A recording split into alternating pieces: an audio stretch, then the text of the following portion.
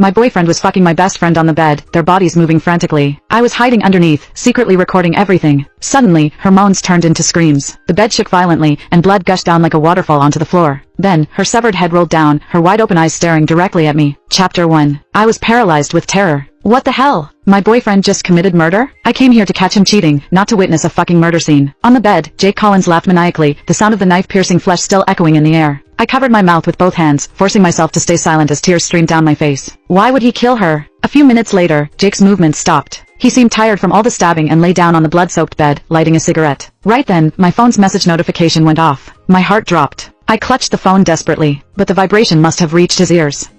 He made a questioning sound. I felt the bed move. He was lifting the covers, searching for the source of the sound. I nearly cried out, fumbling to switch my phone to silent mode. The second I hit silent, Jake's call came through. Ring, ring. The hollow ringing lasted about a minute. When I didn't answer, he hung up and sent me a voice message on WhatsApp. Babe, you asleep? I'm working late tonight, won't be home. Then I saw his feet slip into slippers and step onto the floor. The ground was covered in Lisa's blood. Jake walked through it, leaving bloody footprints. He seemed to be looking for something in the room. Suddenly, he coughed violently twice. I jumped, forgetting to breathe. Lisa Harper's bloody severed head was right in front of my face, staring at me, blood still spurting from her neck, her face frozen in shock and horror. Jake, completely naked, paced around a few times but didn't seem to find anything. He went to the kitchen and grabbed a cleaver, then walked back to the bed. His bare feet were right in front of my eyes. Then he started dismembering the body, chopping down with the cleaver like he was cutting vegetables. By accident, he kicked Lisa's head. The bloody head rolled under the bed, almost touching my face. I covered my mouth tightly, trembling all over, the overwhelming stench of blood making me want to vomit. But somehow I found the courage to push her head outward. Just then, Jake was walking forward and kicked it like a soccer ball, sending it flying. Jake froze, stopping his movements. The cleaver in his hand continued dripping blood. I prayed silently. Don't look under the bed. Don't look under the bed. Jake stood still for a few seconds, then walked forward to retrieve the head. I breathed a sigh of relief. He hadn't discovered me yet. My brain raced, thinking of how to escape. Lisa's apartment was on the 10th floor. Jumping out the window was not an option. I'd have to wait until Jake finished disposing of the body and left before I could escape. But could I last that long? Blood continued spreading toward me under the bed. I twisted my body, moving further in to avoid the blood that was about to reach my mouth. Jake returned to the bed and continued chopping. Suddenly, Lisa's hand fell to the floor. My heart nearly stopped. If he bent down to pick it up, he'd definitely see me. Jake paused, then slowly bent down to retrieve the hand. I closed my eyes in fear, covering my mouth to suppress a scream, praying to God for a miracle. The next second, there was a knock at the door. Chapter 2. Jake's movement froze instantly. He stayed in that bent position for a long time without moving. Knock, knock, knock. The knocking continued, followed by loud shouting from outside. I'm back! Open the door! I recognized that voice. It was Lisa's boyfriend, Chris Walker. Jake hesitated for a moment, coughed twice, then stood up straight and moved toward the door. He put on clean clothes, held the knife behind his back, and stopped at the entrance. My heart twisted into a knot. If Chris came in and fought with Jake, maybe I could escape in the chaos. Thinking this, I moved closer to the edge of the bed, ready to run at any moment. Jake hesitated